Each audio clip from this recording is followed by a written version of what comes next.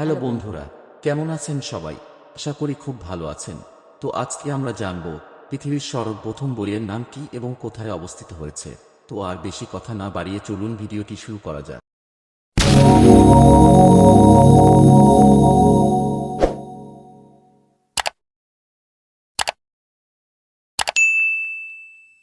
আমরা আজ যে বই পড়ছি বা বই ঘিরে যে মেলার বা উৎসবের আয়োজন করছি, তা মোটেও একদিনের ইতিহাস নয়। পৃথিবীতে মানুষ আসার অনেক পর যখন মনের ভাব প্রকাশে ভাষার বিকাশ হতে শুরু করে, সেই কথা বা গুরুত্বপূর্ণ তথ্য সংরক্ষণ করতে পাথরের দেয়ালে লেখার প্রচলন শুরু করে মানুষ। তারই ধারাবাহিকতায় মানুষ আবিষ্কার করে কাগজ, কালি ও কলম। আর এসবের আবিষ্কারের বহু পর মানুষ তৈরি করতে সক্ষম হয় বই। মস্তিষ্কের তথ্য আর জ্ঞানের ভাণ্ডার সমৃদ্ধ করতে কিংবা মন বা আত্মাকে আলোকিত করতে সামান্য কাগজের অসামান্য লেখা বইয়ের জুড়ি সত্যি পৃথিবীতে আর কোনোটিই নেই। অথচ কাগজে ছাপা হয়ে বই কোনোদিন মানুষের হাতে হাতে ঘুরবে বা শেলফে শোভা পাবে, এমনটা খ্রিস্টপূর্ব 3500 সালে কেউ হয়তো ভাবেনি। খ্রিস্টপূর্ব 2400 সালে প্যাপিরাস গাছের কাণ্ডের ভেতরের অংশ লম্বালম্বি পাতলা করে কেটে শুকিয়ে নিয়ে মিশরীয়রা তাতে লিখতে শুরু করে, যা গ্রিক আর রোমানরা হাজার বছর আগেই এই প্রযুক্তি রপ্ত করেছিল।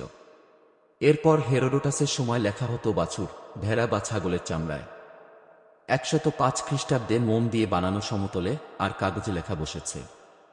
চীনের মানুষ অবশ্য কিছু আগে থেকে জিনিসপত্র মোড়ানোর কাজে কাগজ ব্যবহার করত। কাগজে লেখার সঙ্গে টুকরো ছবি জুড়তে 600 খ্রিস্টাব্দ পর্যন্ত আমাদের অপেক্ষা করতে হয়েছে। চীনে ছবিসহ বই ছাপা হয়েছিল 868 খ্রিস্টাব্দে। এই সময়টায় ইউরোপেও চলছিল একই প্রচেষ্টা। সর্বশেষ 1250 সালে মিশরে আর 1450 সালের মধ্যে ইউরোপের কয়েকটি স্থানে অক্ষর বসিয়ে বই ছাপানোর কাজ শুরু হয়। এশিয়ার এদিকটায় তখন গাছের বাকল, কলাপাতা বা তালপাতায় হস্তাক্ষরে পুঁথি লেখা হতো। তবে সেগুলো প্রথম ছাপানো বই হিসেবে ধরা হয় না। পৃথিবীর প্রথম ছাপানো বইয়ের মর্যাদা দেওয়া হয় গুটেনবার্গ বাইবেলটিকে। 1450 সালে শিল্পসম্মতভাবে তৈরি 42 লাইনের বাইবেল হিসেবে খ্যাত বইটির 21টি কপি এখনও বিদ্যমান।